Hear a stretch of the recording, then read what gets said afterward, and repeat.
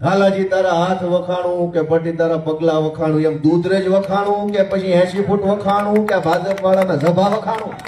આમાં હું વખાણું છે? કઈ વખાણે જેવું? હું એમ કઉ છું કે નહીં, તમારી પોતાની મહાનગરપાલિકા પહેલી બનાવો, જનતાની પહેલી બનાવો. અમારી નહીં, ઓલાની નહીં, કોઈ તમારી બનાવો, જનતાની બનાવો.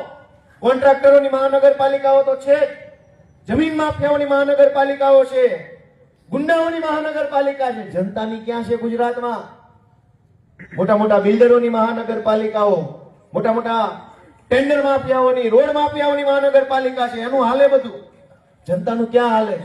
હું એમ કહું છું કે ભગવાને જો તક આપી હોય ને તો ગુજરાતના ઇતિહાસની પહેલી જનતાની મહાનગરપાલિકા સુરેન્દ્રનગરને બનાવવા માટે બધાએ પોતાનો સમય આપો, યોગદાન આપો. અને આ તમારા છોકરા છે, આ બધા ઉભા, ગોપાલભાઈ કે રાજુભાઈ કે ઈશુદાનભાઈ, કોણ છે?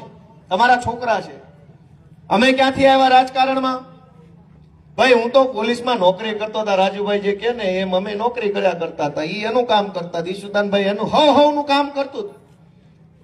પણ સરકારે પોતાનું કામ ન કર્યું ને એટલે અમારે અમારું કામ ખોટી કરીને અહીં આવવું પડ્યું છે.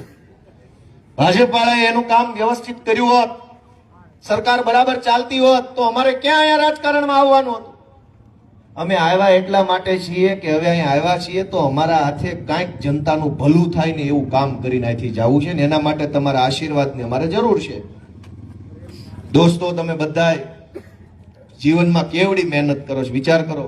હું વિધાનસભાની વાત કરું કે ભાઈ ધારાસભ્ય ઘર સુધી અવાજ જવો જોઈએ, આમ જવો જોઈએ, તેમ જવો જોઈએ. દોસ્તો, વિધાનસભામાં મેં જોયું કે આ લોકોની શું પરિસ્થિતિ છે બચારાની. કતલખાને ઢોર લઈ જતા હોય કયા ડબ્બામાં કેવી રીતે ભર્યા હોય એમ ભરે છે. કતલખાના ગાડીમાં માલ કેમ ભર્યો હોય, કેમ ભર્યું હોય કયો તો ખરા કે નથી ખબર? ખચા ખચ ભર્યા છે ત્યાં, હાવ કાપી નાખવા લેવા છે. તમને એમ થાય કે આ ધારાસભ્ય છે, પણ એવું નથી.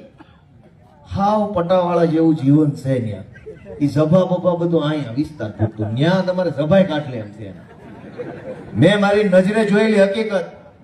અને ગુજરાતની જે સભામાં બોલવા ઉભો થતા એ બધી સભામાં હું જઈને કહું છું કે ભાજપના ધારાસભ્યો પોતપોતાના મત વિસ્તારમાં સિંઘમ બનીને ફરે છે, પણ વિધાનસભામાં પટાવાળા છે.